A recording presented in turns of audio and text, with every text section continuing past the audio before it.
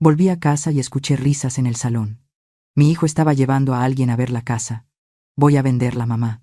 De todos modos, te vas a morir pronto. Yo sonreí y le respondí, ¿seguro que no sabes que tu empresa está a punto de quebrar? Él se quedó en silencio, sin decir una palabra. El silencio después de mis palabras no fue simplemente la ausencia de sonido. Fue el tipo de silencio que destrozó todos los sentimientos restantes. El señor Maldonado, el hombre de traje gris que mi hijo había traído, fue el primero en romper la sofocante atmósfera. Tosió, un carraspeo que sonó fuera de lugar en el amplio salón. Señora Méndez. Ah, señora Sonia, tartamudeó, sus ojos yendo de mí a Andrés, llenos de vergüenza. Creo, quizás hoy no sea el momento adecuado. Yo, con su permiso, deberían hablarlo más entre ustedes, madre e hijo. No respondí, solo asentí levemente. Maldonado se apresuró a recoger su maletín, saliendo rápidamente por la puerta como si huyera de la escena de un crimen. ¿Entienden la sensación de mirar al hijo que pariste, al niño al que una vez cuidaste en cada uno de sus primeros pasos y que ahora se ha convertido en un extraño lleno de cálculos? Duele mucho, más que cualquier herida que haya experimentado en mi vida. Andrés no mostró miedo. Tampoco había ni un ápice de remordimiento en sus ojos negros, idénticos a los de su padre. Al contrario, me miró y se echó a reír. Una risa burlona, corta y amarga. Se dirigió al pequeño bar en la esquina de la habitación, donde exhibía las botellas de licor coleccionadas por mi difunto esposo. Andrés tomó la botella de tequila Don Julio 1942, el tipo de licor que su padre solo se atrevía a beber en las ocasiones más importantes. Llenó un vaso. «Mamá, menos drama», dijo, con la voz pastosa, el fuerte olor a alcohol impregnando el solemne espacio de la casa. «Estamos en estos tiempos. ¿Cuánto tiempo más vas a interpretar el papel de la mujer afligida? Nadie va a vivir en este museo anticuado sola». «¿Museo anticuado?» Soy Sonia Méndez, de 65 años, una arquitecta que ha dedicado toda su vida a diseñar hogares para otros. Pero para mí, ninguna obra es más grandiosa que esta casa. Me quedé inmóvil en el salón, dejando que mi mirada se deslizara por las paredes de piedra volcánica negra que mi propio esposo, Diego, había elegido bloque a bloque. Esta casa está en el centro del distrito de Coyoacán. No es solo ladrillo y argamasa, es nuestro aliento. Hace 30 años, cuando Diego plantó esa bugambilla, me dijo, «Sonia, esta flor es como tú, espinosa, pero brillante y resistente. Protegerá nuestra casa». Y ahora, la persona que quiere destruir esa casa es nuestro hijo. Andrés. Lo llamé, tratando de contener el temblor en mi pecho. ¿Sabes lo mucho que tu padre se esforzó para construir este lugar? Cada ladrillo, cada árbol. Papá ya no está aquí, mamá. Me interrumpió, cruel y tajante. Y tú también estás vieja. Sé realista. El dinero para mantener esta casa se lo traga todo. Véndela, coge una buena cantidad de dinero y vete a Cuernavaca a vivir a tus anchas. Allí hay muchas viudas como tú, para jugar a las cartas y tomar té. Habló de mi vida como si estuviera reorganizando un montón de equipaje viejo que necesitaba desechar. Lo miré a los ojos, buscando algo del niño de antes. Pero no quedaba nada. Solo avaricia y un frío cálculo. No iré a ninguna parte. Esta es mi casa. Andrés dejó el vaso de licor con fuerza sobre la mesa. El clic sonó como una declaración de guerra. Se acercó a mí. El olor a alcohol y perfume caro invadió mi nariz, causándome náuseas. Se inclinó y susurró, pero lo suficientemente alto como para que cada palabra se clavara en mi corazón como un clavo. «Prepárate, mamá. Ya he recibido la señal del señor Maldonado». Mi corazón dio un vuelco. ¿Qué? Ya he recibido la señal. 500,000 pesos en efectivo. Se mofó, con la sonrisa de alguien que cree tener el control. La semana que viene el abogado traerá los papeles. Solo tienes que firmar. No me lo pongas difícil, mamá. Si no, verás de lo que es capaz tu hijo. Dejó la frase en el aire, pero la amenaza en sus ojos era más clara que nunca. No era la advertencia de un hijo, sino la declaración de un enemigo. Después de decir eso, se dio la vuelta y subió por la escalera de madera, sus pasos resonando con fuerza en cada escalón, como si quisiera pisotear la dignidad de la casa. Me quedé allí, desamparada, helada. ¿Alguien ha sido alguna vez arrinconado por su propia sangre? Esa sensación no es miedo. Al principio es parálisis. Luego es desmoronamiento. Pero luego, de entre los escombros de esa emoción, algo más comenzó a encenderse. Caminé lentamente hacia la chimenea, donde estaba la foto familiar en blanco y negro, tomada hace 20 años. Diego sonreía radiante, con el brazo alrededor de mi cintura, y el pequeño Andrés sentado en los hombros de su padre. ¿Qué se creía que era yo? ¿Una anciana chismosa que solo sabía regar flores e ir a misa? Estaba muy equivocado. Me sequé la lágrima que acababa de rodar por mi mejilla. Mi mirada se desvió de la foto al espacio vacío frente a mí, fría y decidida. De acuerdo, Andrés. Si quieres guerra, te la daré. 2 días después de aquella fatídica tarde, Andrés regresó a casa. Pero esta vez, no volvió solo. Bajó del coche con Elena, una chica que yo sabía vagamente que era modelo. Elena entró en mi casa no con la actitud de una invitada, sino con el aire arrogante de una futura dueña inspeccionando sus propiedades. Pasó junto a mí, como si yo fuera un fantasma invisible. Se dirigió directamente al centro de la habitación. Miró a su alrededor y se detuvo ante el jarrón de cerámica talavera azul y blanca, típico de la región de Puebla, que mi esposo había comprado para nuestro 10º aniversario de bodas. Este jarrón es muy anticuado, cariño, le dijo Elena a Andrés. Realmente parece de pueblo. Tíralo y reemplázalo con algo de cristal minimalista o metal para que sea moderno. A los compradores de casas de ahora les gusta el estilo minimalista, no estas cosas antiguas y aburridas. La sangre me hirvió. Caminé rápidamente, bloqueando su mano que estaba a punto de tocar el jarrón. ¿En esta casa?, dije, con la voz tensa, tratando de mantener la calma lo más posible. Nadie tiene permitido tocar las pertenencias del padre de Andrés, especialmente tú. Elena se detuvo, retiró la mano, pero su rostro no mostró ni un ápice de vergüenza o turbación. Se encogió de hombros, se volvió hacia Andrés y soltó una risa burlona, mirándome de reojo con desprecio. Tu madre es muy sensible, dijo, alargando las palabras. Solo estaba dando una sugerencia para ayudarte a vender por un precio más alto. Andrés no me defendió en absoluto. Solo le dio una palmadita en la cintura a Elena, riéndose. Bueno, déjame encargarme de eso. Tú sube y elige una habitación primero. A la mañana siguiente, la operación de renovación que llamaron ellos comenzó de forma brutal. Andrés contrató a un equipo de obreros y el sonido de martillos, taladros y arrastre de muebles resonó con estrépito, rompiendo la tranquilidad habitual de la mansión de Coyoacán. Empezó a limpiar las reliquias de su padre para reorganizar el espacio, transformando esta casa llena de recuerdos vivos en una cáscara vacía y sin alma, como los apartamentos de muestra. Me quedé helada en un rincón del pasillo, viendo a mi hijo ordenar a los obreros que descolgaran de las paredes valiosas pinturas al óleo. Eran retratos familiares, paisajes mexicanos que Diego había coleccionado durante toda su vida. «Con cuidado», exclamé, al ver a un obrero golpear el marco de un cuadro contra la pared. «Llévenlos todos al almacén detrás del jardín», ordenó Andrés, ignorando mi queja. «Andrés, ¿estás loco?». Corrí a agarrarle la mano. «Ese almacén está húmedo, el tejado está sin reparar. La humedad dañará los lienzos, el moho corroerá las pinturas de tu padre en cuestión de días». Me apartó la mano, respondiendo fríamente. «Pues tú, encárgate de limpiar ese almacén. Necesito paredes vacías. Los compradores necesitan imaginarse su vida aquí, no mirar fijamente la cara de los muertos». Me dolió, como si me hubieran despellejado, pero sabía que en ese momento la ira solo lo pondría en guardia. Me mordí el labio, retrocedí y observé en silencio cómo se llevaban cada pedazo del alma de la casa para arrojarlo a la oscuridad húmeda del almacén. Pero lo más terrible no fue la destrucción material, sino cómo comenzaron a atacar mi mente. A la hora de la cena, me obligaron a sentarme a la mesa con ellos. Andrés dijo que la familia necesitaba unirse, pero yo sabía que quería supervisarme. La cena transcurrió en una atmósfera sofocante.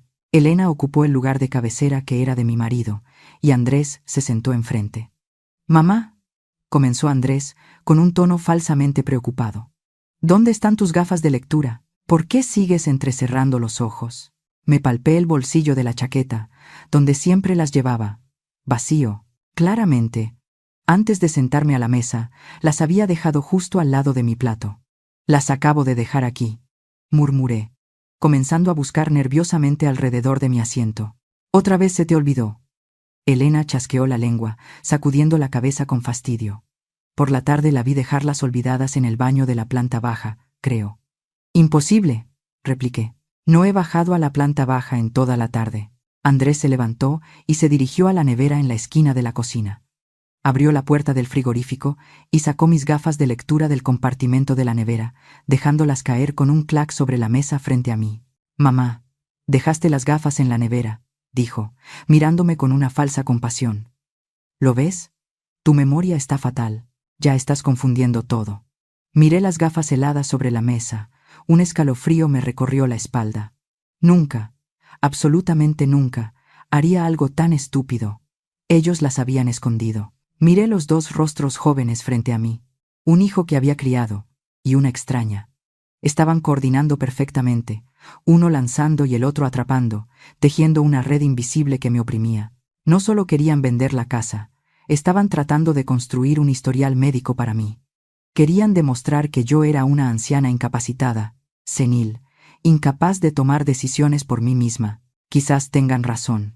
Levanté la vista, soltando una frase ligera, tratando de que mi mirada pareciera lo más cansada y confusa posible. Últimamente, me olvido mucho, en serio. Andrés y Elena intercambiaron una mirada triunfante. Creían que la presa había caído en la trampa, pero no sabían que yo solo estaba empezando a observar cómo funcionaba esa trampa para romperla desde dentro. Sabía que necesitaba acelerar mi plan de acción, y la oportunidad finalmente llegó. Aquel día, organizaron una fiesta suntuosa en casa. Aprovechando que toda la casa estaba sumida en un sueño profundo después de una noche de borrachera, me levanté en silencio. Caminé sigilosamente entre las botellas de alcohol esparcidas por el salón. Abrí suavemente la puerta trasera y me escabullí. Llamé a un taxi y le di discretamente la dirección del bufete del abogado Ricardo, cerca del Zócalo. El coche atravesó las calles vacías de la Ciudad de México al amanecer. Llegué justo cuando Ricardo abría su oficina. «Sonia», exclamó Ricardo al verme entrar, dejando a un lado la taza de café que sostenía. Me ofreció una silla. Su mirada llena de preocupación después de escuchar mi breve relato de los últimos días en casa. Me alegro de que haya podido venir. Lo que me acaba de contar, sobre Andrés, es realmente alarmante. Se dio la vuelta. Abrió la pequeña caja fuerte en la esquina de la habitación y sacó una gruesa carpeta, con la cubierta de color marrón oscuro. Esto es lo que me pidió que investigara sobre su hijo la semana pasada, dijo Ricardo con voz grave. Sonia, necesita prepararse mentalmente. La verdad es mucho peor de lo que imagina. Respiré hondo. Mis manos temblorosas abrieron la primera página. Lo que vi no eran los planes de negocio o los brillantes proyectos de inicio de los que Andrés solía alardear. En cambio, había números de deudas en rojo y nombres de pandillas que harían temblar a cualquier ciudadano. Andrés no invirtió nada. Ricardo señaló una línea subrayada en rojo. Es un adicto al juego, Sonia. Y lo que es peor, ha pedido dinero prestado a una pandilla de gota a gota. ¿Cuánto debe?, pregunté, con la voz quebrada. 5 millones de pesos, respondió Ricardo secamente. 5 millones de pesos. La cifra estalló en mi cabeza. Era una fortuna. La fecha límite es a finales de este mes, continuó Ricardo, pasando a una página con capturas de pantalla de mensajes amenazantes obtenidos del teléfono de un secuaz de la pandilla por el detective privado. Si no paga a tiempo, su vida no estará garantizada. Ya han empezado a enviar advertencias. Miré la foto de Andrés, tomada a escondidas, de pie, encorvado ante un hombre lleno de tatuajes en un callejón oscuro. El hijo que una vez había atesorado, ahora era patético, cobarde y asustado. ¿Y la otra chica? ¿Elena?, pregunté, aunque ya lo intuía vagamente. Ricardo sonrió débilmente, pasando a otra página del expediente con una foto de Elena. Ella no es una modelo prestigiosa. También es una deudora, pero a menor escala. Se aferró a Andrés porque pensó que era un niño rico, a punto de heredar una fortuna. Ella cree que después de vender la casa, Andrés la compartirá, y ella tendrá dinero para pagar sus propias deudas. Dos náufragos que se aferran el uno al otro. Sonia. Cerré el expediente, sintiendo un nudo de asco en la garganta. Mi hijo no solo quería vender la casa por avaricia, sino porque se había empujado a sí mismo al umbral de la muerte, y estaba dispuesto a sacrificar a su madre para salvar esa vida podrida. Pero, ¿cómo puede vender la casa si yo no he firmado ningún papel?, me pregunté. El título de propiedad sigue a mi nombre. Ricardo suspiró, empujando sus gafas por la nariz. Esa es la parte más peligrosa. Andrés está trabajando con un notario corrupto llamado Vargas. Es conocido en el gremio por falsificar documentos. Sacó una fotocopia de un documento legal del expediente. Ellos ya han redactado esto. Ricardo señaló el título del documento. Contrato de donación. Donación. En él se establece claramente que usted, Sonia Méndez, transfiere voluntariamente la propiedad total de la casa a Andrés Méndez. Y mire abajo. Al final de la página estaba mi firma. O más bien, una firma falsificada tan sofisticada que, si se miraba de pasada, incluso yo podría haberla confundido. Él pretende usar esto para poner la casa a su nombre primero, explicó Ricardo. Una vez que la casa esté a su nombre, la venderá inmediatamente al señor Maldonado. En ese momento, aunque usted lo denuncie, ya será demasiado tarde. Maldito bastardo, sisé, apretando el borde de la mesa. Sonia, escúcheme.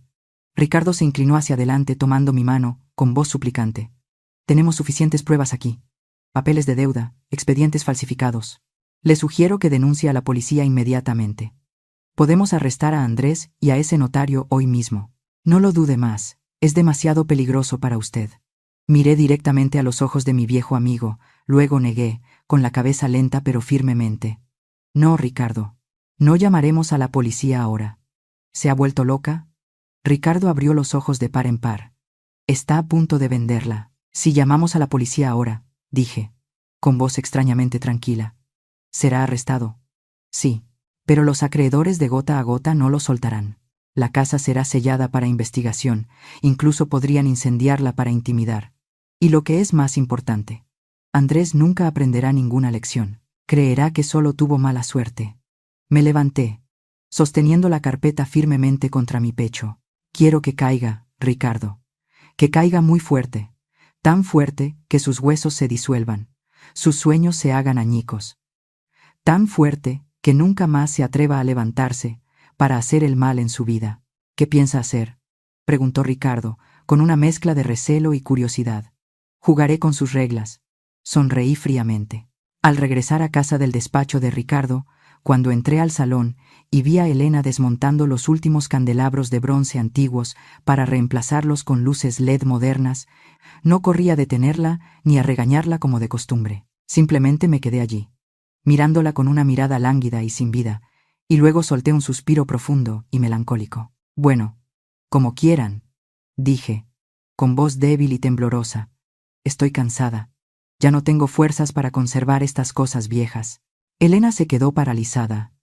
Se volvió para mirarme con sorpresa, y luego le guiñó un ojo a Andrés, que estaba cerca.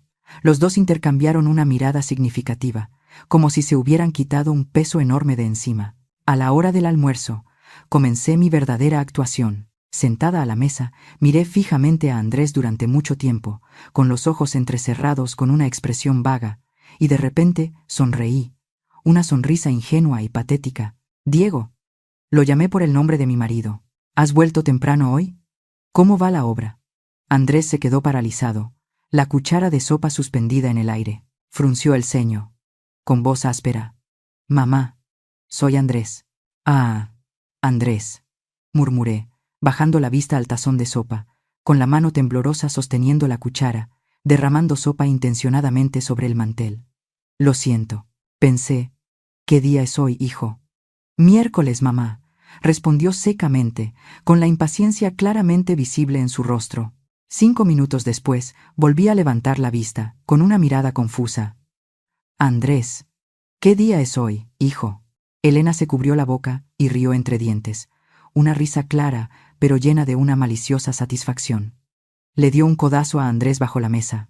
Pude ver claramente el triunfo en sus ojos. Creían que las dosis de veneno psicológico que me habían estado administrando durante tanto tiempo habían surtido efecto. Esa tarde, mientras yo estaba sentada adormilada en el sillón del porche, apareció Andrés. En sus manos llevaba una pila de papeles gruesos, un revoltijo de todo tipo de documentos. Se acercó y dejó caer la pila de papeles sobre la mesa de centro frente a mí con un plop, lo que me sobresaltó y me despertó. «Mamá», dijo con prisa, extendiendo un bolígrafo, «firma esto rápido. Las facturas de electricidad, agua, internet, ya las han enviado para cortarlas todas. Necesito tu firma para ir a pagar». Miré la pila de papeles. Arriba estaba efectivamente una factura de electricidad, pero hábilmente escondidos debajo, asomando por detrás de las inofensivas facturas, había documentos legales densamente escritos con letras diminutas. Yo sabía perfectamente lo que eran: contratos de poder, certificados de propiedad y probablemente incluso el borrador del contrato de transferencia que Ricardo había advertido. «Tantos papeles, hijo», pregunté, con voz temblorosa, buscando a tientas mis gafas de lectura. «Así son los trámites administrativos ahora, mamá. Muy complicados», insistió Andrés, pasando rápidamente las páginas, dejando solo el espacio en blanco para la firma al final de cada página. «Firma rápido, mamá. El cobrador está esperando en la puerta». Me puse las gafas y tomé el bolígrafo. Andrés se quedó a mi lado, conteniendo la respiración, observando cada uno de mis movimientos. Podía oír el latido de su corazón, fuerte, por la emoción y la avaricia. Empecé a firmar, trazo a trazo, pero no firmé el Sonia Méndez nítido y decidido de siempre. Intencionadamente alargué el trazo horizontal de la T, olvidé el punto de la I, e hice que la parte final de la firma se curvara de forma inusual. Era una firma que a primera vista se parecía mucho, pero si se comparaba con la muestra de mi firma registrada en el banco y la agencia tributaria durante los últimos 30 años, era una falsificación, errónea en los trazos. Me arrebató la pila de papeles en cuanto solté el bolígrafo, revisando rápidamente si había suficientes firmas sin molestarse en examinar su forma. «Listo. Muy bien», sonrió de oreja a oreja, dándome una palmada informal en el hombro. «Mamá, descansa». Esa noche, Andrés regresó a casa en un estado de euforia extrema. Descorchó una botella de champán, llenó una copa para Elena e incluso me ofreció un vaso de zumo. «Mamá», anunció, con voz estentórea y llena de autosuficiencia, «este fin de semana es el Día de Muertos. Creo que deberíamos organizar una gran fiesta. Hace mucho tiempo que nuestra casa no tiene muchos invitados». Sabía perfectamente lo que tramaba. Miré fijamente a los ojos de mi hijo. En el fondo de sus ojos no había rastro de sus antepasados, solo la sombra de dinero manchado. «Está bien», sonreí. Andrés se echó a reír, sin prestar atención a la frialdad de mis palabras. Levantó la copa. «Genial. Seguro que mis abuelos estarán muy orgullosos de verme a cargo de esta familia». Él no lo entendía. Nunca entendería que, en nuestra cultura, el castigo más temible no viene de los vivos, sino del juicio de los espíritus cuando el honor familiar es pisoteado. Y esa noche de fiesta sería su juicio. Esa noche, nuestra casa brillaba y lucía más espléndida que nunca, pero el ambiente estaba impregnado de un sabor a falsedad y muerte. Los invitados comenzaron a llegar en masa. En su mayoría eran los amigos juerguistas de Andrés y Elena, gente ruidosa con copas de vino en la mano, a quienes no les importaba en absoluto el significado de la festividad. Entre la multitud heterogénea se encontraba el señor Maldonado, el comprador de la casa, paseando con la expresión de satisfacción de quien está a punto de hacer un buen negocio. Y en un rincón apartado, el notario corrupto susurraba con Andrés, aferrado a su maletín de cuero gastado.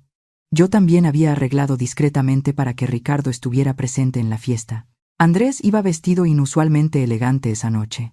Llevaba un costoso traje negro a medida, el pelo peinado hacia atrás y brillante. Sostenía una copa de champán, moviéndose entre la multitud con una sonrisa constante en los labios, con la arrogancia de un gran señor. Puso el brazo sobre el hombro del señor Maldonado, lo llevó a dar una vuelta por el patio interior, con voz estentórea, presentándolo a todos. «Señoras y señores, por favor, alcen sus copas para brindar por el señor Maldonado. A partir de la próxima semana, él será el nuevo propietario, el heredero de este maravilloso legado de la familia Méndez». Un estruendoso aplauso resonó, y el señor Maldonado asintió repetidamente, sonriendo con orgullo. Cuando el reloj marcó las 9 de la noche, Andrés subió al escalón más alto de la fuente del patio interior y aplaudió para que todos guardaran silencio. La música se detuvo por completo. Todas las miradas se dirigieron hacia él. «Amigos», dijo Andrés con voz clara, mirando de reojo hacia donde yo estaba sentada, encogida en una silla de madera en un rincón del patio. «Hoy es un día importante. Mi madre, la señora Sonia, ha accedido a transferirme la administración de esta casa para que pueda disfrutar de su vejez. Y aquí mismo, con la presencia de todos ustedes y del notario, finalizaremos los últimos trámites». El notario se acercó y colocó un papel sobre una pequeña mesa de madera que ya estaba preparada en el centro del patio. Andrés me hizo una señal, con un tono dulce pero lleno de altivez. «Mamá, suba aquí». Como su mano últimamente tiembla demasiado para firmar, el abogado dice que solo necesita poner su huella dactilar aquí y listo. Es muy sencillo, solo tiene que presionar el pulgar. Me levanté. En lugar de la postura encorvada y achacosa que había interpretado durante toda la semana, caminé con la espalda recta y la cabeza alta. Esa noche vestía mi traje negro tradicional más elegante, con el pelo recogido en un moño que dejaba al descubierto mi rostro serio. Andrés me extendió una almohadilla de tinta roja con una mirada impaciente y codiciosa. Lo miré directamente a los ojos. En ese instante, me despojé por completo de la máscara de anciana senil. Andrés se detuvo. Su sonrisa se torció al sentir mi cambio repentino. «¿Crees que necesito ayuda para poner mi huella?», pregunté, con voz resonante, clara y firme, sin ningún temblor de la vejez. Sin esperar su respuesta, no tomé la almohadilla de tinta. En cambio, me di la vuelta y asentí hacia la oscuridad donde Ricardo estaba de pie. Inmediatamente, un fuerte haz de luz de un proyector de gran tamaño que Ricardo encendió. La primera imagen apareció nítida y clara, tan grande que cualquiera que estuviera más lejos podía leerla. Era un extracto detallado de las deudas de juego de Andrés, junto con un pagaré firmado por él con la notoria pandilla de prestamistas. La multitud comenzó a murmurar. Se escucharon exclamaciones de asombro. El señor Maldonado entrecerró los ojos. Su rostro comenzó a cambiar de color. Antes de que Andrés pudiera reaccionar, hice otra señal. Un sonido estridente resonó de los potentes altavoces que el propio Andrés había alquilado para la fiesta. Era su propia voz, riéndose con Elena. «Joder, con que la vieja firme este papel. La echamos a la calle. Ya no soporto el olor a persona mayor en esta casa». La voz cruel e ingrata resonó por las 4 paredes de piedra, golpeando los oídos de todos los presentes. El espacio se volvió silencioso, tan frío que daba escalofríos. Los amigos de Andrés bajaron la cabeza, mientras Elena retrocedía lentamente. Con el rostro pálido, Andrés se quedó paralizado, con la boca abierta pero sin poder pronunciar palabra. Sus manos y pies temblaban, como si le hubiera dado un ataque. En ese momento, Ricardo salió de la oscuridad. Se ajustó la corbata, con la imponente figura de un abogado experimentado. Llevaba una carpeta en la mano. Se dirigió directamente al notario que sudaba a mares, y luego se volvió para anunciar solemnemente a la multitud. «Señoras y señores, el documento de transferencia que el señor Andrés está tratando de obligar a su madre a sellar no tiene ningún valor. No es más que un trozo de papel sin importancia». Levantó una pila de documentos sellados en rojo, porque esta casa nunca fue propiedad personal exclusiva de la señora Sonia, para que ella pudiera donarla o transferirla. Desde hace 10 años, según la última voluntad de su esposo, esta casa fue puesta en un fideicomiso familiar. La señora Sonia solo es usufructuaria vitalicia. La propiedad real pertenece al fideicomiso, y nadie, ni siquiera ella, tiene derecho a venderla sin el consentimiento del Consejo de Administración del fideicomiso. Todos los documentos de compraventa que ustedes tienen en sus manos son basura. La declaración de Ricardo fue como una bomba que estalló en el patio. El señor Maldonado, quien un minuto antes soñaba con la nueva casa, ahora tenía el rostro lívido de ira. Se dio cuenta de que había dado una cantidad enorme de dinero como señal a un estafador que no tenía ni un palmo de tierra. Se abalanzó, agarró el costoso cuello del traje de Andrés y rugió. «Maldito bastardo. ¿Te atreves a estafarme? ¿Dónde está mi dinero? Devuélveme los 500,000 pesos ahora mismo». El notario corrupto, al ver que la situación se desmoronaba, intentó escabullirse por la puerta trasera para escapar. pero 2 guardias corpulentos que Ricardo había contratado ya estaban allí bloqueando el paso, con los brazos cruzados, empujándolo fríamente de vuelta al centro del círculo. Andrés estaba allí, en el ojo de la tormenta que él mismo había creado. Su elegante traje ahora estaba arrugado bajo la mano iracunda del señor Maldonado. Su rostro estaba pálido, sus ojos giraban en desesperación buscando una salida. Pero todo lo que veía era el desprecio de la multitud y las pruebas incriminatorias proyectadas en la pared. Me quedé inmóvil, observando la caótica escena con el corazón herido, pero el rostro sin expresión alguna. Andrés me miró. Una súplica desesperada por ayuda apareció por primera vez en sus ojos después de tantos días de arrogancia. Pero yo solo lo miré, fría y distante como si fuera un extraño. Levanté la voz, un tono grave y decidido que puso fin a todo el alboroto.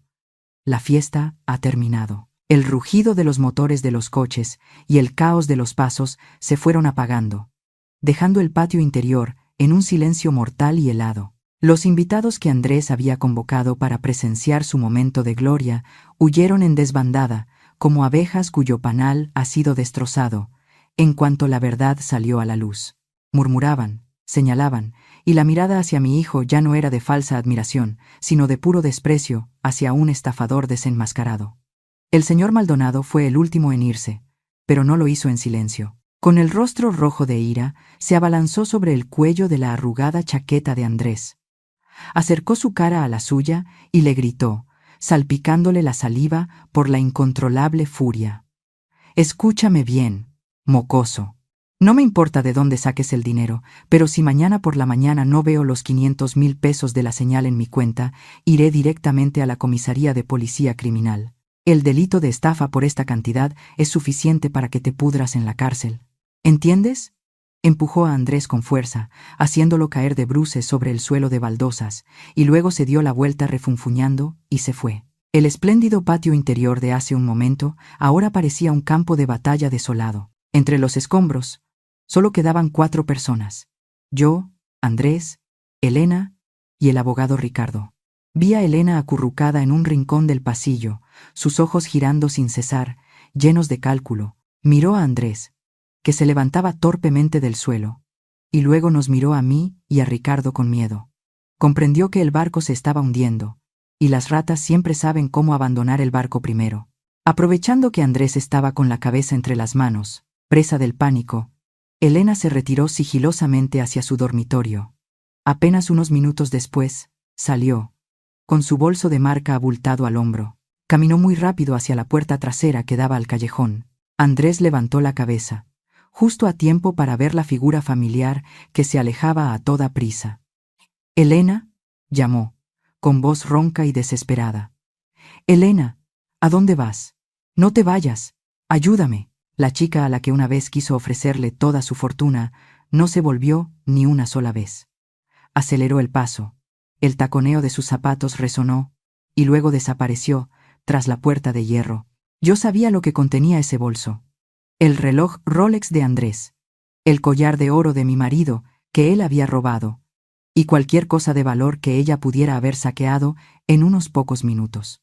Abandonó al gran amor de su vida tirado en el barro de las deudas, sin siquiera mirar atrás. Abandonado, humillado y acorralado, Andrés se volvió para mirarme. Sus ojos estaban inyectados en sangre. Se abalanzó sobre mí, pero Ricardo se interpuso a tiempo. Andrés se detuvo. Me señaló con el dedo, gritando en su ira: «¿Estás contenta, eh? Mira lo que has hecho. Me has arruinado. ¿Prefieres aferrarte a este montón de ladrillos y piedras sin vida antes que salvar la vida de tu propio hijo? ¿Todavía eres mi madre?». Su grito desgarró el silencio, resonando por las 4 frías paredes de piedra. Me quedé inmóvil, sin retroceder, mirando fijamente a mi hijo enloquecido. Mi corazón se encogió, pero mi razón estaba fría como el hielo. Sabía que en ese momento cualquier debilidad nos mataría a ambos. «No soy yo quien te ha arruinado, Andrés», le respondí. «Tú mismo te has arruinado desde el día en que pisaste el casino. No te he arruinado yo, sino que te estoy impidiendo vender tu alma al diablo». Señalé las sólidas paredes de piedra que nos rodeaban, la fuente, cada ladrillo bajo mis pies. «Esta casa es el sudor y las lágrimas de toda la vida de tu padre. Es un hogar. un refugio para esta familia, no un cajero automático para que saques dinero para pagar deudas de juego. Prefiero verte empezar de cero que verte vender el honor de tu padre para engordar a los usureros. ¿Empezar de cero? Andrés rugió de risa, una risa salvaje. ¿Crees que me dejarán en paz? No entiendes nada. Si no tengo dinero, moriré. ¿Y si muero? Esta casa tampoco servirá de nada. Cogió la botella de licor que quedaba en la mesa, rompió el fondo y se quedó con el cuello afilado. Su mirada se volvió salvaje, llena de intención asesina. Está bien. Si no puedo venderla, nadie la tendrá. La quemaré. Reduciré esta casa a cenizas. A ver qué te queda. Se dio la vuelta, dispuesto a abalanzarse sobre las pesadas cortinas de terciopelo, mientras con la otra mano buscaba el mechero en el bolsillo de sus pantalones. La locura se había apoderado por completo de su razón. «¡Guardias!», gritó el abogado Ricardo, haciendo una señal decidida. Inmediatamente, 2 hombres corpulentos vestidos de negro, que habían estado vigilando en la esquina del patio desde el principio de la fiesta, se abalanzaron. Actuaron de forma rápida y profesional. Lo arrastraron fuera de la zona del salón, lo hicieron sentar en un banco de piedra junto a la puerta principal para garantizar mi seguridad absoluta. Me quedé allí, inmóvil, viendo a mi hijo ser sometido como un criminal en su propia casa. Las lágrimas querían brotar, pero me las tragué. Todavía no, aún no era el momento de llorar. De repente, un destello de luz brillante se coló por la rendija del grueso portón de roble. El rugido de un motor diésel se detuvo bruscamente justo delante de la casa. Ricardo y yo nos miramos. Ambos sabíamos quiénes eran. Por la rendija de la puerta vi una camioneta negra azabache, del tipo que suelen usar las bandas criminales. El cristal de la ventanilla estaba medio bajado. 2 hombres bajaron, sus brazos cubiertos de tatuajes con formas grotescas, visibles bajo la amarillenta luz de la calle. No tocaron el timbre, ni gritaron, simplemente se quedaron allí, apoyados en el coche, encendiendo cigarrillos y mirando fijamente la puerta de mi casa con la mirada de buitres esperando. Eran de la banda Gota a Gota, se habían enterado de que la venta se había frustrado, y venían a cobrar su deuda. Andrés, aunque estaba firmemente sujetado por los guardias, también había visto la escena a través de la rendija de la puerta. Su rostro, que antes estaba rojo de ira, de repente se volvió blanco como el papel. Un sudor frío le perló la frente. Dejó de forcejear, dejó de insultar, su cuerpo se relajó, temblando incontrolablemente. Entendió que las amenazas de su madre, o las humillaciones del señor Maldonado, no eran nada comparado con los hombres que estaban ahí fuera. Se le había acabado el tiempo, y la antigua pared de piedra que él tanto había despreciado, ahora era lo único que lo separaba de la muerte que lo esperaba en la puerta. La oscuridad cubrió la casa de Coyoacán, pesada y densa, como si quisiera devorar la poca luz que aún quedaba. Me senté sola en la habitación donde guardaba los recuerdos de Diego. El silencio era tal que podía oír el cansado latido de mi propio corazón. Mis dedos recorrieron el rosario de ébano, cuenta a cuenta, deslizándose por mis dedos fríos, pero la oración no podía escapar de mi garganta amarga. Me dolía, no un dolor físico, ni por el arrepentimiento de las sumas de dinero a punto de perderse. Me dolía la cruda verdad que acababa de revelarse. El hijo que había llevado y dado a luz, el niño que una vez se aferró a mi falda, dando sus primeros pasos en este mismo suelo de baldosas de barro, ahora ya no existía. En su lugar, había un hombre vil, egoísta y corrompido hasta la médula. Miré la vela parpadeante en el altar, los recuerdos volvieron como películas a cámara lenta. La risa cristalina del pequeño Andrés, cuando su padre lo llevaba a caballito, la mirada inocente, cuando me dio la primera flor silvestre que había recogido en el jardín. Esas bellas imágenes ahora estaban distorsionadas, rotas, en marcado contraste con su rostro retorcido por la avaricia y el miedo de hace un momento. Un suave golpe en la puerta interrumpió mis pensamientos. Ricardo entró, su rostro lleno de preocupación, marcado por las arrugas de la edad. «Sonia», dijo en voz baja, con un tono cálido pero urgente. «Esos 2 hombres siguen merodeando por la puerta. La situación no es nada segura. Creo que debería recoger sus cosas y marcharse temporalmente. Tengo un apartamento en las afueras. Podría quedarse allí unos días, hasta que todo se calme». Miré a mi viejo amigo, y luego alrededor del acogedor cuarto de oración. Cada foto, Cada objeto aquí era parte de mi ser, era testigo de mi vida y la de Diego. Gracias, Ricardo, respondí, con una voz extrañamente tranquila. Pero no iré a ningún lado. Esta es mi casa, es mi fortaleza. No huiré como una perdedora ante extraños o ante mi propio hijo descarriado. Ricardo intentó decir algo más, pero se detuvo. Asintió respetuosamente a mi decisión y se retiró en silencio. Mientras tanto, en el dormitorio del piso de arriba, Andrés estaba bajo arresto domiciliario. 2 guardias corpulentos vigilaban estrictamente la puerta, impidiéndole salir ni un paso. Dentro de la oscura habitación, Andrés caminaba como un animal herido en una jaula. Sacó su teléfono, sus dedos temblorosos marcaron el número de Elena por 10ª. Por 20ª vez, el abonado al que llama no está disponible. El mensaje de la operadora se repetía fríamente como una burla. Tiró con fuerza el teléfono sobre la cama y luego se abalanzó sobre la minicaja fuerte escondida detrás de un cuadro. Su mano tembló al girar la clave. ¡Clic! La puerta de la caja fuerte se abrió. Vacía, completamente vacía. La poca cantidad de dinero en efectivo que había logrado acumular a escondidas vendiendo algunas pequeñas antigüedades de la casa, su último fondo de emergencia, había desaparecido sin dejar un céntimo. Solo quedaba una nota adhesiva amarilla, pegada en el fondo de la caja fuerte, con unas palabras garabateadas, con lápiz labial rojo brillante. Lo siento, cariño, lo necesito más que tú.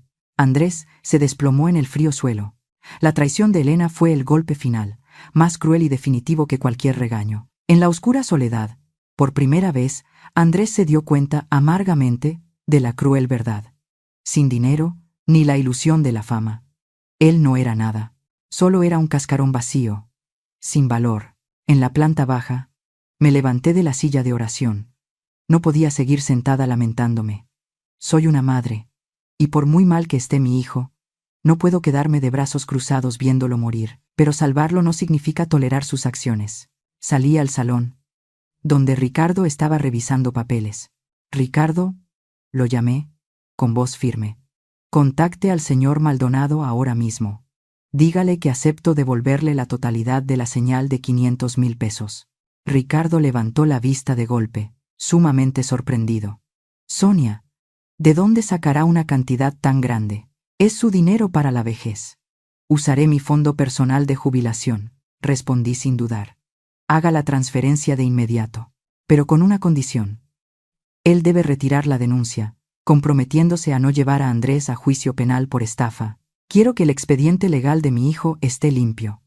De acuerdo, lo haré de inmediato, asintió Ricardo, tomando su teléfono. ¿Y los prestamistas? 5 millones de pesos no es una cantidad pequeña. ¿Usted piensa? No, lo interrumpí, con la mirada fría como el acero. A esos gánsteres no les pagaré ni un céntimo. Absolutamente no. Pero Sonia, son muy peligrosos. Lo sé, dije, mirando directamente a los ojos de Ricardo. Lo salvo de la cárcel porque no quiero que el nombre de la familia Méndez sea deshonrado, pero no lo salvaré de las consecuencias de los errores que él mismo ha cometido con el mundo de Lampa. Si se atrevió a meterse con el diablo, tendrá que enfrentarse al diablo él solo. Si pago sus deudas esta vez, volverá a pedir prestado la próxima. Quiero que viva Ricardo, pero quiero que viva como un ser humano responsable, no como un parásito aferrado a la falda de su madre. Justo a las 9 de la mañana del día siguiente, el coche azul de la fiscalía se detuvo bruscamente frente al portón. Ricardo bajó junto a 2 funcionarios uniformados, con el rostro serio. Venían a hacer justicia, no por mí, sino por la dignidad de la ley que había sido manchada. Estaba en el balcón del 2º piso, mirando hacia el patio donde el notario corrupto era escoltado. Tenía la cabeza gacha, las manos esposadas, y arrastraba los pies pesadamente hacia el coche de policía. Se le retiraría la licencia profesional de forma permanente, y se enfrentaría a una pena de prisión por falsificación de documentos notariales. El último camino arriesgado de Andrés, el podrido salvavidas al que se aferraba para legitimar el robo de mi propiedad, había sido cortado por completo. A partir de ahora, ningún notario de esta ciudad se atrevería a involucrarse con el nombre de Andrés Méndez. Después de despedir a la comitiva de la fiscalía, Ricardo volvió a entrar en la casa, con una delgada carpeta en la mano, pero cuyo peso era de 1000 kilos. Se dirigió directamente al salón, donde Andrés estaba sentado aturdido, con los ojos hundidos después de una noche en vela de miedo. «Andrés», llamó Ricardo, con voz fría y decidida. Dejó el papel sellado en rojo sobre la mesa de cristal frente a él. «Esta es la orden de restricción y desalojo que el tribunal acaba de emitir esta mañana. Basándose en su comportamiento de amenazar con incendiar la casa y poner en peligro la vida de la señora Sonia anoche, usted pierde oficialmente el derecho de residencia aquí». Andrés levantó la cabeza de golpe, con los ojos abiertos de horror. Agarró el papel, leyéndolo vorazmente como si no pudiera creer lo que veía. «¿Desalojado? ¿Prohibido el contacto?», tartamudeó, con la voz temblorosa. Pero esta es mi casa. Nací aquí. Esta es la casa de la señora Sonia». Ricardo endureció su voz. «Y usted acaba de perder el derecho a poner un pie en esta casa. Tiene 30 minutos para recoger sus pertenencias personales y marcharse de aquí de inmediato». Bajé las escaleras y me detuve frente a mi único hijo. «Mamá». Andrés se abalanzó para tomar mi mano, pero Ricardo lo detuvo. «Mamá, por favor, no me hagas esto. Entrega todas las llaves de la casa», ordené, extendiendo mi mano frente a él. «La tarjeta de crédito adicional que te di. Y también las llaves del coche. Ese coche está a nombre de la empresa familiar, no es tuyo personal». Andrés se quedó paralizado, con la boca abierta. Se palpó el cuerpo, sacó el llavero y la cartera de cuero cara. Sus manos temblorosas colocaron cada cosa en mi palma. «Mamá, ¿me echas a la calle sin nada?», gritó. Las lágrimas comenzaron a brotar, no por arrepentimiento sino por un miedo extremo. «Sabes que me están esperando ahí fuera. Los gota a gota no me perdonarán. Me estás empujando a la muerte». «Ya tienes 35 años, Andrés», dije, con cada palabra lenta y clara. «Tienes manos y pies sanos. Tienes un título universitario con honores por el que tus padres invirtieron mucho dinero para que lo obtuvieras. Úsalos para vivir. Usa tu mente y tu fuerza para ganar dinero y pagar tus deudas. No uses trucos despreciables para robar a tu propia madre». «Pero mamá, se acabó el tiempo», interrumpió Ricardo, haciendo una señal a los dos guardias. «Acompáñenlo afuera». Los dos hombres corpulentos se acercaron, cada uno por un lado, y levantaron a Andrés. Él se debatió débilmente, sin dejar de suplicar y gritar. Lo sacaron del salón, cruzaron el patio interior lleno de bugambillas, pasaron por la fuente murmurante y lo empujaron por el grueso y pesado portón de roble. Me quedé inmóvil, escuchando los pasos que se alejaban. Y entonces, un fuerte bang resonó. La puerta se cerró, sellada de forma definitiva. Andrés se quedó solo en la acera soleada de la calle de Coyoacán. Solo llevaba la ropa arrugada de la noche anterior y una pequeña bolsa con algunas pertenencias. Por primera vez en su vida, estaba lleno como el niño rico de la prestigiosa familia Méndez, protegido por altos muros y puertas cerradas. Ahora era un indigente, sin blanca y solo en la dura corriente de la vida. A poca distancia, el motor de un coche arrancó con un ronroneo. Las camionetas negras de los cobradores, que habían estado esperando en silencio como buitres, comenzaron a rodar lentamente. Habían visto a su presa ser expulsada de su guarida segura. Comenzaron a seguirlo desde lejos, pacientes y despiadados. La verdadera caza acababa de comenzar. La Ciudad de México estaba en plena temporada de lluvias. Las tormentas tropicales aquí no son persistentes y suaves, sino que suelen caer como cascadas, lavando todo el polvo y los pecados de esta antigua ciudad. 2 días después de ser expulsado, en una noche de lluvia torrencial como esa, Andrés regresó. Estaba sentado en el salón, con los ojos fijos en la pantalla de la cámara de seguridad colocada en la mesita de centro. A través de la borrosa pantalla blanca de la lluvia, vi una silueta vacilante aparecer frente al portón. Era él. Ya no llevaba el traje elegante, ni la arrogancia del joven amo rico. Andrés ahora estaba destrozado como un perro callejero apaleado.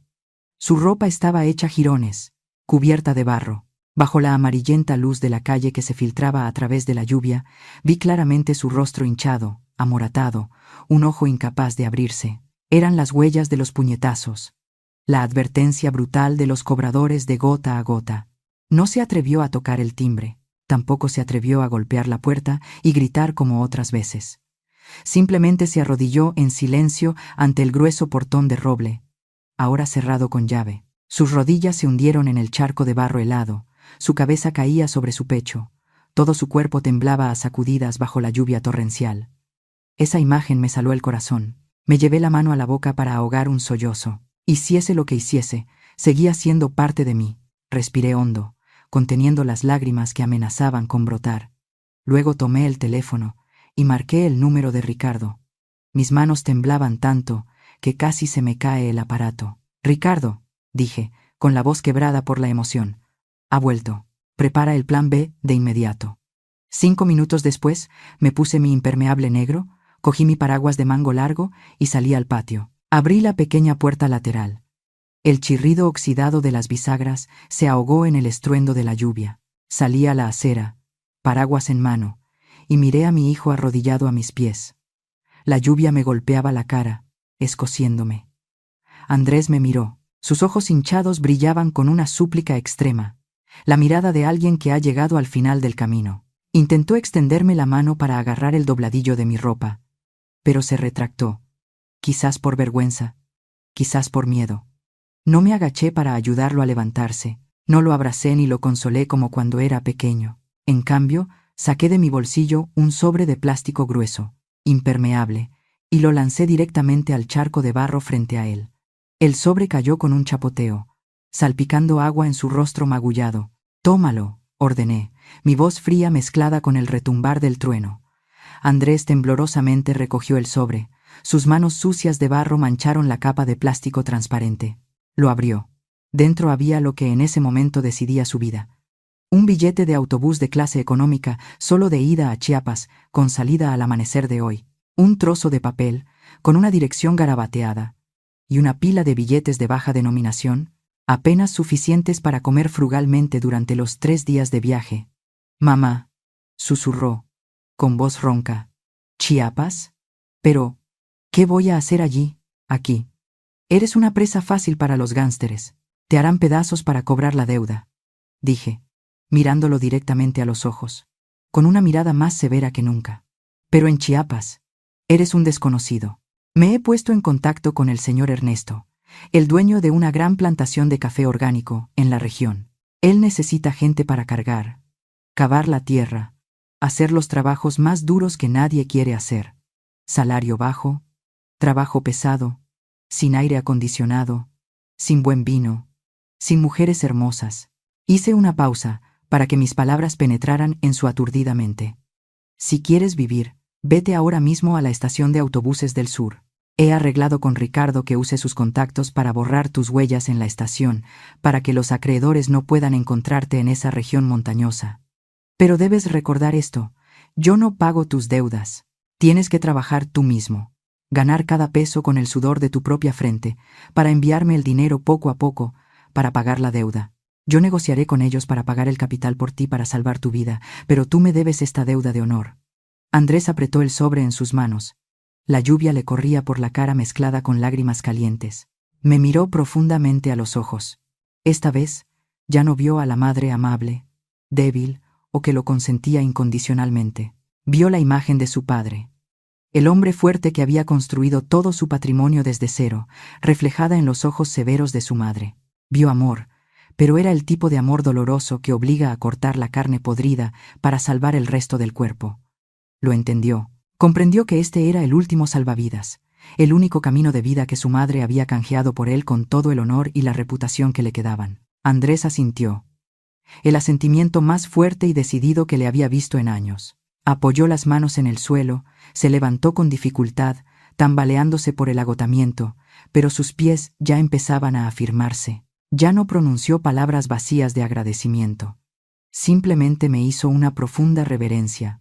Una reverencia llena de respeto y remordimiento. Luego se dio la vuelta, se subió el cuello de su chaqueta harapienta y se perdió en la lluvia oscura, dirigiéndose hacia la estación de autobuses, dejando atrás la cálida casa de Coyoacán a la que ya no merecía entrar. Me quedé allí, viendo la figura vacilante de mi hijo hasta que desapareció por completo. Y solo entonces mis lágrimas brotaron, amargas y calientes, mezclándose con la lluvia purificadora de la ciudad. Han pasado 3 años desde aquella fatídica noche de tormenta. El tiempo en el antiguo barrio de Coyoacán parece transcurrir más lento que en otros lugares, suavizando delicadamente las cicatrices invisibles que las tormentas de la vida habían dejado en los muros de piedra. Me quedé en el patio interior, respirando hondo el aroma de la tierra húmeda y las flores. La casa ahora se había despojado por completo de la fría y sin vida capa de pintura blanca que Andrés le había impuesto. Había hecho que los obreros quitaran esa falsa cubierta, devolviendo a las paredes su cálido color original de barro cocido. La bugambilla, después de un tiempo de ser podada sin piedad, ahora se había expandido con fuerza, cubriendo un rincón del patio con vibrantes racimos de flores rosa púrpura, meciéndose con la brisa de la tarde, como pequeñas linternas. El murmullo de la fuente fluía. Un sonido familiar como el latido del corazón de la casa había vuelto, constante y pacífico. Señora Sonia, mire, ¿este color se parece al de la pared de su casa? La voz aguda de un niño me devolvió a la realidad. Sonreí, agachándome para mirar el cuadro de acuarela borroso del niño vecino. Casi se parece. Pablo. Le acaricié la cabeza al niño. Un poco más de naranja y será más cálido. El patio interior de mi casa ya no era el lugar de fiestas ostentosas y vanidosas. Cada tarde, abría el portón para recibir a los niños del barrio y enseñarles a pintar gratis. Sus risas inocentes llenaban los vacíos solitarios, disipando la atmósfera sombría de los viejos y oscuros días. Me miré en el reflejo de la fuente. Mi cabello se había vuelto más blanco. Las arrugas alrededor de mis ojos se habían profundizado, pero mi mirada había recuperado la serenidad. Ya no había ansiedad, ni el miedo de tener que enfrentarme a mi propio hijo. Solo quedaba la calma de alguien que ha superado la tormenta y ha anclado su barco de vida en un puerto seguro. Mientras me afanaba en guiar a los niños para que limpiaran sus pinceles, oí sonar el timbre de la puerta. El cartero familiar me saludó a través de la reja, con un pequeño paquete cuidadosamente envuelto en papel de estraza marrón. «Es para usted, señora Sonia», dijo, pasándome el paquete por los barrotes. «Viene de Chiapas. Huele muy bien».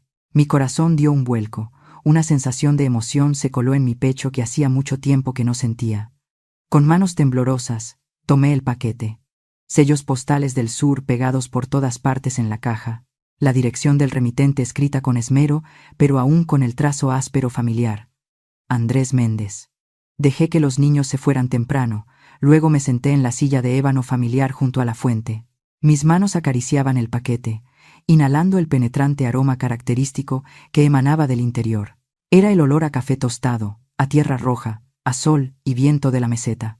Con cuidado, abrí el paquete con un cortapapeles. Dentro había una bolsa hinchada de granos de café, negros y brillantes, y una carta escrita a mano en papel cuadriculado de estudiante. Abrí la carta, la letra de Andrés apareció. Ya no era la cursiva descuidada de los días en que era un niño rico que firmaba cheques en discotecas. La letra ahora era firme, apretada sobre el papel, mostrando la dureza de una mano acostumbrada al trabajo pesado. «Querida mamá», comenzaba la carta, «escribo esta carta mientras descanso al mediodía en la colina de café. Mis manos ahora están completamente callosas. Mamá, las callosidades son gruesas, agrietadas y muy feas. Seguro que estas manos ya no pueden sostener una copa de vino con elegancia como antes. Pero ¿sabes qué? Por primera vez en 10 años, duermo bien. Me acuesto en el duro colchón de fibra de coco y duermo de un tirón hasta la mañana. Sin sueños, sin sobresaltos por el sonido del teléfono de los cobradores.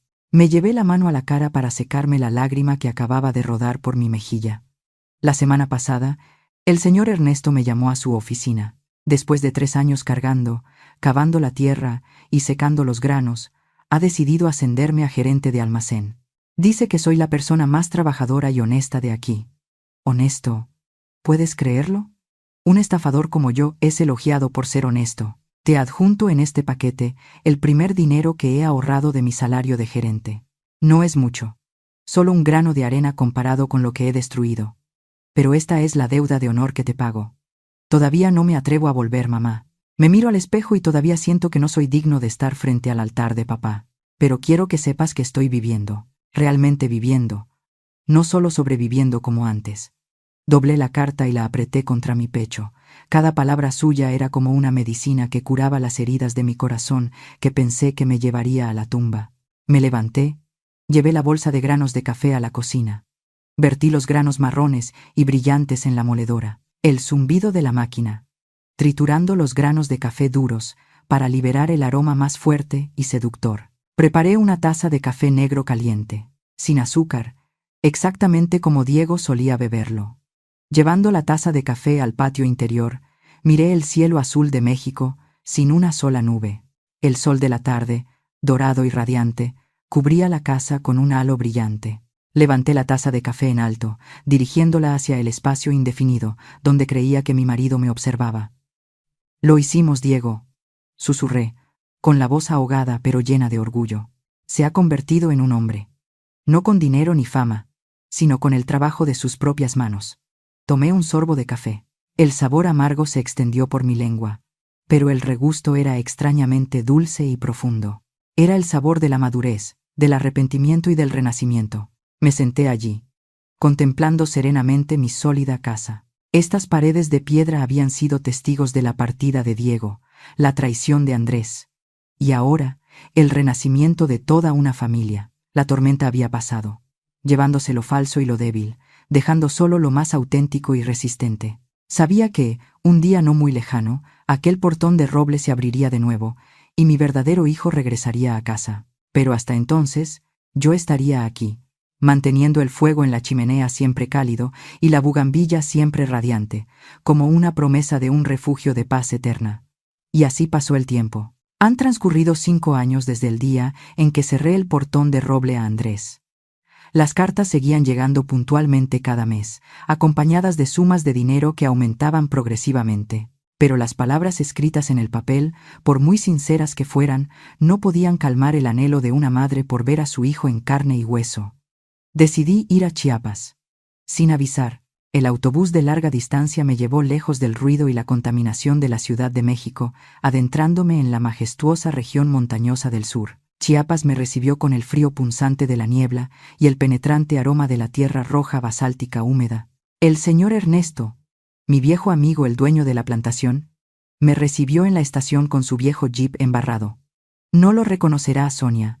Ernesto rió entre dientes, con un puro entre los labios. «Ya no es el niño rico que me confió antaño». El coche se detuvo en la puerta de la plantación. Ante mis ojos se extendían interminables colinas de cafetos verdes, en plena temporada de cosecha. Los trabajadores se afanaban, cargando pesados sacos desde las colinas hasta el almacén de acopio. Ernesto señaló a un hombre que estaba en medio de la multitud, con un cuaderno en la mano, el sudor empapando la espalda de su camisa descolorida. Era Andrés. Su piel estaba curtida por el sol y el viento, su barba era espesa, y sus músculos se marcaban bajo las mangas remangadas de su camisa. Estaba agachado, no para regañar, sino para ayudar a un anciano trabajador que había resbalado con un saco de café. Le dio una palmada en el hombro, riendo a carcajadas. Una risa fresca y libre, muy diferente de la sonrisa burlona que solía mostrar con una copa de vino caro años atrás. Me quedé inmóvil junto a la valla, con un nudo en la garganta pero el corazón rebosante de alegría. No vi a mi hijo, sufriendo como había temido. Vi a un hombre que se mantenía firme sobre sus propios pies. Él levantó la vista y me vio. Por un segundo. La sorpresa apareció en su rostro demacrado. Y luego estalló en felicidad. Corrió hacia mí, sin dudarlo, y me abrazó. El olor a sudor, a café crudo y a sol, se impregnó en él. Para mí, en ese momento, era el aroma más delicioso del mundo, más fragante que cualquier perfume de lujo que hubiera usado. «Mamá». Su voz era grave y cálida. Sus manos callosas y ásperas como la corteza de un árbol me apretaron las mías. Acaricié esas callosidades, medallas de trabajo. «¿Has adelgazado?», dije, tratando de mantener un tono tranquilo. «¿Pero te ves feliz». Nos sentamos en los escalones del almacén. Andrés me sirvió un vaso de agua fresca. «¿Has venido a recogerme, mamá?», preguntó, con un atisbo de duda en sus ojos. «He venido a ver cómo vives. El portón de la casa de Coyoacán siempre está abierto. Ya lo sabes. Ya has pagado casi todas tus deudas. Tienes derecho a volver». Andrés miró las colinas de café que se extendían hasta donde la vista alcanzaba, en silencio durante mucho tiempo. Luego negó con la cabeza. Una leve sonrisa apareció en sus labios. «Todavía no es el momento, mamá. Aún no puedo volver». «¿Por qué?», me sorprendí. ¿No extrañas tu casa? Claro que sí, mamá. Todas las noches sueño con la bugambilla y la fuente. Pero aquí he encontrado algo que en Coyoacán nunca pude tener. Señaló una pequeña casa a medio construir al final de la plantación. Yo y los demás estamos construyendo una escuela para los hijos de los trabajadores. Son demasiados los que no tienen educación. Uso los conocimientos que me enseñaste y el dinero que gano para poner los cimientos, levantar las paredes. Allí siento que tengo valor. Se volvió para mirarme, con los ojos brillando de fe. Antes, quería vender tu casa, porque pensaba que el valor de una persona residía en la cantidad de dinero que poseía. Quería quemar etapas, quería disfrutar sin trabajar. Pero cuando cavé la tierra para plantar un árbol con mis propias manos, esperé 3 años para que diera fruto, y luego lo coseché yo mismo. Entonces entendí. El valor no está en el destino, sino en el sudor que derramas durante todo el viaje. No me castigaste al echarme, me diste una nueva vida. Miré a mi hijo, sintiéndome de repente pequeña ante su enorme crecimiento. Yo le había enseñado a construir una casa, pero fue la dura vida aquí lo que le enseñó a construir su carácter. Salí de Chiapas esa tarde sin Andrés. En el viaje de regreso no sentí tristeza ni soledad. Me di cuenta de que el mayor legado que los padres dejan a sus hijos no es una casa de piedra, cuentas bancarias o valiosas antigüedades. El mayor legado es la capacidad de mantenerse firme cuando llega la tormenta, la autoestima forjada a través de las dificultades, y un corazón que sabe conmoverse ante el dolor ajeno. Andrés aún no ha regresado a mi casa, pero ha regresado a su mejor versión. Y para una madre, ese es el regreso más completo. La casa de Coyoacán seguirá esperando, pero ahora ya no es una propiedad para heredar, sino un puerto seguro que espera el regreso de un hombre de verdad. Gracias por escuchar hasta el final. Si esta historia ha tocado tu corazón, compártela con tus seres queridos. A veces una sola historia es suficiente para aliviar un día agotador. Comparte tus historias familiares o las de tus seres queridos. Y escucha los viajes de mujeres que han transformado el dolor en fuerza, el daño en sabiduría. Cada día una mujer. Cada día una lección de valentía y dignidad. Que la gracia de Dios esté contigo. Nos vemos en la próxima historia.